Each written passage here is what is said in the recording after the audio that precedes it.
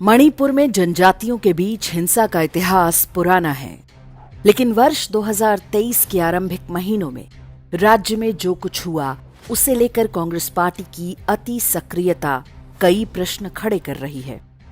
ये वो प्रश्न हैं जिनके उत्तर हर भारतीय को पता होने चाहिए। गृहमंत्री अमित शाह ने इस विषय पर संसद में बहुत कुछ स्पष्ट किया है, लेकिन बहुत सारी बातें ऐसी भी हैं जिन्हें एक सरकार खुलकर नहीं बोल सकती। मौन आप रखते हैं, हमें कुछ नहीं छुपाना, हमारा कोई आदमी इसमें इन्वॉल्व नहीं है। मैं नाम बोलना नहीं चाहता, गृह मंत्रालय के रिकॉर्ड पर नेताओं के नाम है। खोजी पत्रकार विजय पटेल ने इस बारे में कुछ तथ्य सार्वजनिक किए हैं, जिन्हें इस वीडियो में हम क्रम से आपके सामने रखेंगे। मणिपुर की लगभग 400 किलोमीटर की सीमा म्यांमार से लगी है। इस पर कोई फेंसिंग अर्थात बाड़ नहीं लगी है।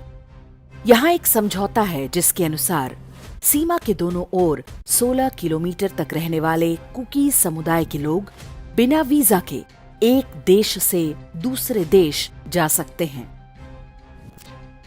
यही गलियारा उन स्थानों में से है जहां विश्व में सबसे अधिक मादक द्रव्यों या ड्रग्स का उत्पादन होता है। इसे ड्रग्स का गोल्डन ट्रायंगल भी कहा जाता है।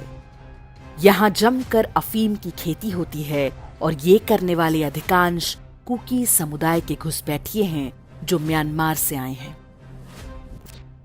नेटफ्लिक्स पर एक प्रसिद्ध वेब सीरीज है नार्कोज। इसमें कोलंबियन ड्रग्स माफिया पूरे देश को हिंसा की आग में झोंक देता है, क्योंकि प्रशासन ने उनके विरुद्ध कार्रवाई शुरू की थी। मणिपुर हिंसा के पीछे भी कुछ ऐसा ही कारण बताया जा रहा है। कोलंबिया में ड्रग्स व्यापार के पीछे अमेरिकी अरबपति जॉर्ज सोरोस का बड़ा हाथ बताया जाता है। जॉर्ज सोरोस कौन है और वो किस प्रकार से भारत विरोधी षड्यंत्र रचता है, इस बारे में हमारे वीडियो का लिंक आप डिस्क्रिप्शन और कमेंट में देख सकते हैं। अमेरिकी पत्रिका एग्जीक्यूटिव इंटेलिजेंस रिव्यू के अनुसार जॉर्ज सोरोस ने कोलंबिया में ड्रग्स के धंधे से सबसे अधिक कमाई की। इसमें कोलंबिया का जिलिंस्की परिवार उसका सबसे विश्वस्त साथी था। सोरोस और जिलिंस्की परिवार की निकटता के किस्से अमेरिकी पत्रिका फोर्ब्स में छपते रहे हैं। वापस लौटते हैं म्यांमार अर्थात बर्मा की बात पर। वर्ष 1994 में जॉर्ज सोरोस की नजर म्यांमार पर पड़ी थी। तब उसने वहां के सैनिक शासन को हटाकर अपनी कठपुतली सरकार बिठाने के लिए प्रोजेक्ट बर्मा शुरू किया था। जॉर्ज सोरोस ने कुकी समुदायों और उनके संगठनों को फंड करना आरंभ किया। छात्रों को स्कॉलरशिप के नाम पर करोड़ों बांटे गए। इसी प्रकार ढेरों सांस्कृतिक संगठन और एनजीओ बनाकर उन्हें धन पहुंचाया गया। प्रश्न उठता है कि जॉर्ज सोरोस ने म्यांमार में कुकी समुदाय को ही क्यों चुना? वर्ष 1994 में ही जॉर्ज सोरोस से जुड़ा एक थिंक टैंक आरंभ हुआ जिसका नाम था FDLAP।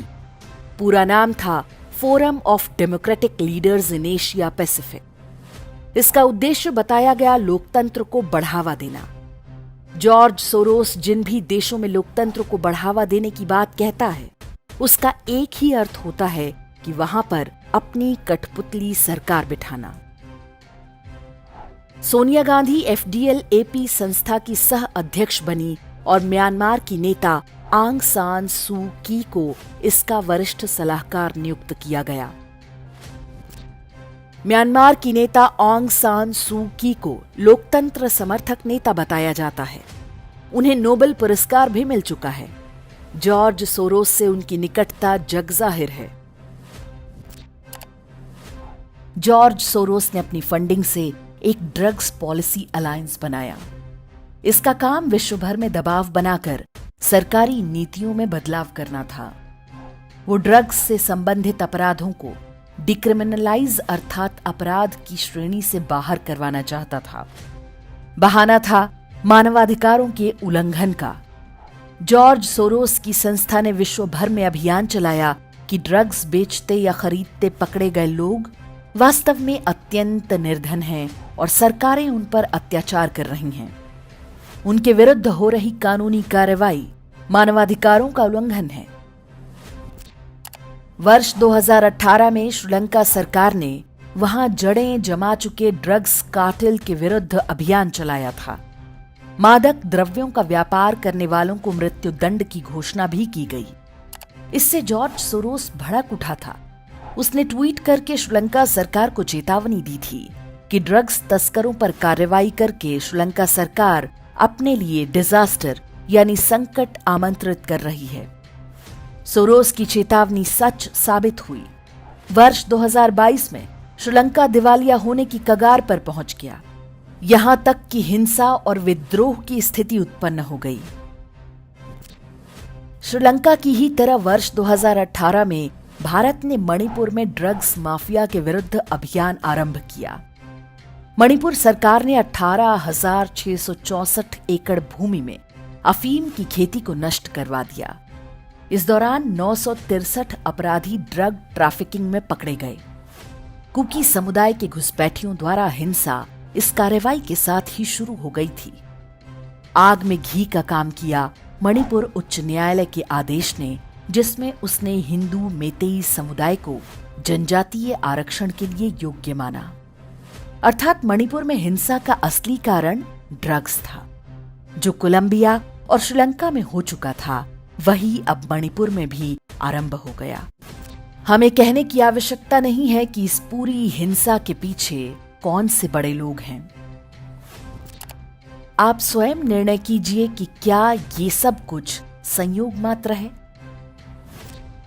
सोनिया गांधी का जॉर्ज सोरोस की फंडिंग से चल रहे थिंक टैंक में प्रमुख पद पर होना, नेहरू गांधी परिवार के सदस्यों से जॉर्ज सोरोस के व्यक्तिगत संबंध होना और दो बार भारत के प्रधानमंत्री बनने वाले मनमोहन सिंह की बेटी अमृत सिंह का जॉर्ज सोरोस के ओपन सोसाइटी फाउंडेशन में काम करना। संयोगों का यह क्रम बहुत लंबा है। सोनिया गांधी का करीबी हर्ष मंदर भी सोरोस के लिए काम करता है। उसे सोनिया ने मनमोहन सिंह के ऊपर नियुक्त नेशनल एडवाइजरी काउंसिल अर्थात एनएसी का सदस्य भी बनाया था। राहुल गांधी ने जब अपनी भारत जोड़ो यात्रा निकाली तो उनके साथ जॉर्ज सोरोस की संस्था ओपन सोसाइटी फाउंडेशन का वाइस प्रेसिडेंट सलिल शेट्टी भी सम्मिलित हुआ। यह भी एक अद्भुत संयोग है कि जॉर्ज सोरोस और गांधी परिवार दोनों के ही निशाने पर अडानी समूह है। दोनों सार्वजनिक रूप से अडानी समूह के विरुद्ध बयानबाजी करते रहे हैं। जॉर्ज सोरोस के लिए अडानी कितना बड़ा कांटा है, ये इसी से समझ सकते हैं कि हिंडनबर्ग की फर्जी रिपोर्ट आते ही सोरोस ने वक्तव्य दिया था कि अडानी संकट से भारत में लोकतंत्र का उदय होगा।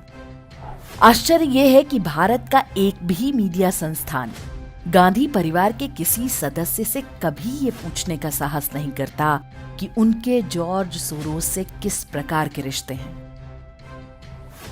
भारत विरोधी इकोसिस्टम चाहता है कि मणिपुर हिंसा को हिंदू बनाम ईसाई बताया जाए। कई लोग अनजाने में उनके इस जाल में फंस भी जाते हैं।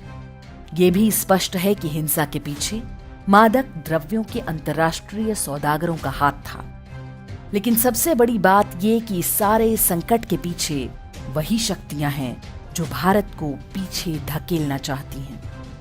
संभवतः कांग्रेस को लगता है कि जब भारत अस्थिर होगा तो देश विरोधी शक्तियां उसके ही युवराज को कठपुतली बनाकर दिल्ली की सत्ता में बिठाएंगी।